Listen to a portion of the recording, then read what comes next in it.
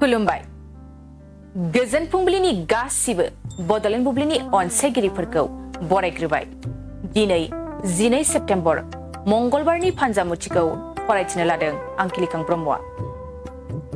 फानजामुथिनि गिबियाव दं मेष राशि। नोंथांनि गोसोआव दिनै साननाय हनायफ्रा गाज्रि जागोन, गुबुननि बेरेखा खामानि मावगोन, गुबुननि मोजां खामानिखौ मावनायखौ नोंथाङा मेगन सागोन। वृष राशि। गोसोआव खामानि मावनो गोहो बोलो मोनगोन। खामानि मावनायाव दिनै नोंथाङा जौगानो हागोन। नाजायोब्ला दिनै नोंथाङा खामानियाव जाफुंसारगोन। मिथुन राशि। नोंथांनि न'खराव दिनै दावराव दावसि सोमजिगोन। बिसि फिसायनि गेजेराव नांलायनाय जागोन, सोमोन्दो गावस्रानो हागौ। कर्कट राशि। दिनै नोंथाङा मोजां खामानियाव आगान होगोन। नोंथांनि मोजां आखुखौ नुनानै गुबुना बाख्नायगोन। नोंथांनि मुङा दिनै मानसिफोरनाव गेजेराव गोसारगोन। सिंह राशि। नोंथाङा दिनै खामानिखौ मोजां मावनाय नङा। गावनि गोरोन्थिनि थाखायनो दिनै नोंथाङा खामानिनिफ्राय होखारनो गोनां जागोन। कन्या राशि। गोसोआव गोजोन खुसि सोमजिगोन। नोंथांनि न'खराव दिनै गोजोन फैगोन। न'खरनि गोजोनखौ नुनानै दिनै नोंथांनि गोसोआ रंजाखांगोन। तुला राशि। नोंथाङा दिनै आनजाद होदोंब्ला आनजादाव उथ्रिसारनो हागोन। साननाय हनायफ्रा गासैबो जाफुंसारगोन। वृश्चिक राशि।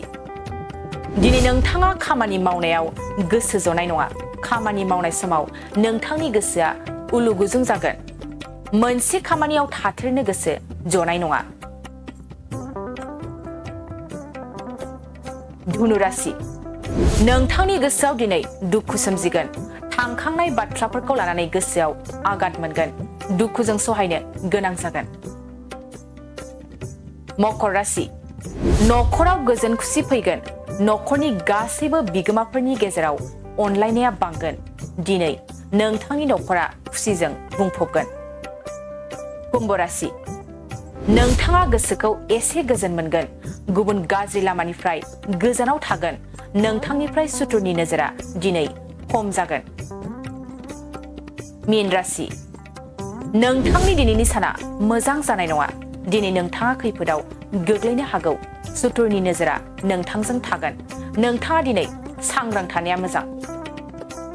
दिनै सानसेनि राशि फरायथिनायाबो एसेनोसै। आसा खालामो नोंथांनि दिनैनि साना मोजाङै मोजां थांगोन। बेखौ बड'लेण्ड बुब्लि न'खरनिफ्राय मिजिंथिबाय। गोजोन्थों। चिराङाव सावस्रि सिबिथायनि थाखाय मोनसे मोजां फाहामथायनि राहाखौ लानानै फैदों SD क्लिनिकआ। आथिखालाव सुबुंनि देहायाव नुजाथिबाय थानाय डायबिटिस बेरामनि थाखाय मोजां फाहामथाय होयो SD क्लिनिकआ। चिरां जिल्लानि SBI काजलगाव ब्रान्चनि लांगोनायाव फसंनाय SD क्लिनिकआव डायबिटिस बेरामनि अनगायैबो फाहामथाय होबावगोन लिभारनि जेंना आरो माखासे सरासनस्रा बेमारफोर। बे SD क्लिनिकआव डायबिटिस बेरामनि फाहामथायखौ होगोन जर'खा फाहामगिरि डक्टर समिक देबा। नोंथांमोना फुं आरो मोनाबिलि समावबो बे क्लिनिकआव फाहामथाय लानो हागोन। डक्टर, लेबरेटरि, मुलि, ECG सिबिथायनि खाबुफोरखौ बे SD क्लिनिकआव मोनजोबगोन। जुदि SD क्लिनिकआव रायजो राजाफ्रा गाव गावनि देहायारि जेंनाखौ फाहामथाय लानोबा नैबे मबाइल नम्बर 7002293924 एबा 9954687236 आव थोंजों मुं थिसननो हागोन।